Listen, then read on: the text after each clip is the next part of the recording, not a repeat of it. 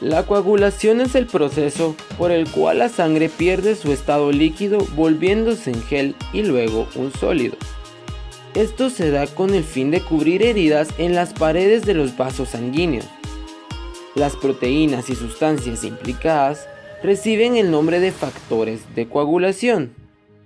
Y existen 12 factores numerados del 1 al 13 y que tienen cada una su propio nombre.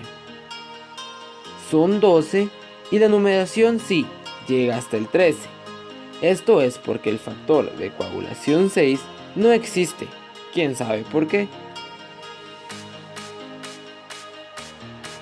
A grandes rasgos, esto es la coagulación, pero no venimos a verla de esta forma.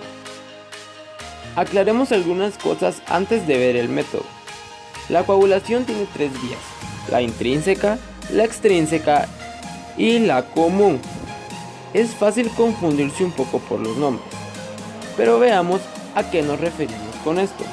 La vía intrínseca recibe ese nombre porque se creía que la sangre se podía coagular a sí misma sin necesidad de ayudas externas. Ahora se sabe que esto no es así. De hecho, suele ser la vía extrínseca la que inicia y la intrínseca solo sirve de potenciador. La vía extrínseca se da por traumatismos en los vasos. Y la vía intrínseca se activa cuando la sangre entra en contacto con alguna superficie extraña. Si hay lesión en el vaso sanguíneo, esa superficie sería la membrana basal del epitelio. Hagamos un paréntesis en esto. Todos los tejidos del cuerpo o epitelios tienen su propio tipo de células, que pueden ser cúbicas, planas o cilíndricas y pueden ser de una o varias capas. Las células se fijan a algo llamado membrana basal. En tejido sano, la membrana basal no está al alcance de las sustancias externas. En el caso del vaso, una lesión permitiría que la sangre entre en contacto con la membrana basal.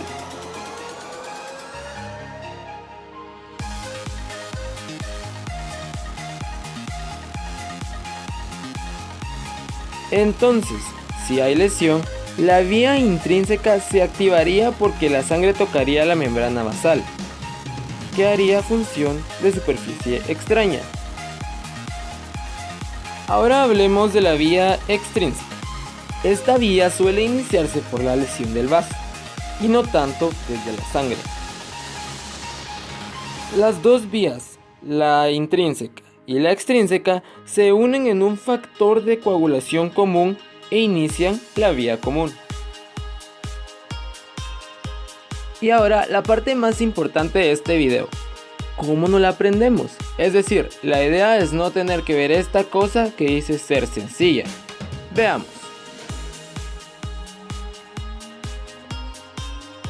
Vamos a iniciar con el factor 10, el factor de Stewart-Power. Este es el factor en el que se unen las dos vías. Este factor es activado por el factor 7, que se activa por el factor 3. 3 más 7 es igual a 10.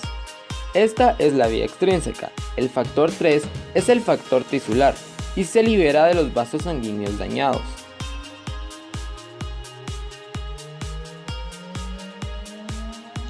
Ahora veamos los factores de la vía intrínseca: el 12, el 11 y el 9. 12 menos 11 es 1 y 1 más 9, 10. El único detalle es que el factor 9 activa el 10 mediante el factor 8.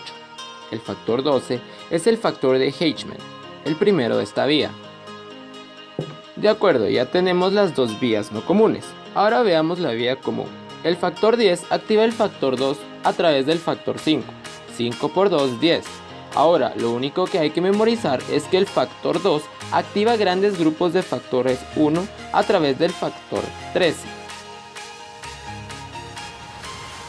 El factor 2 es la protrombina. Este significa que actúa a favor de la formación de un trombo. El factor 1 es el fibrinógeno. Cuando se activa por el factor 2, el fibrinógeno se vuelve fibrina. ¿Pero recuerdan este 13? Pues bien, el factor 13 es el factor estabilizante de fibrina. Ahora todo tiene sentido, y tras la activación de un grupo de fibrinógeno se produce el trombo o parche de fibrina.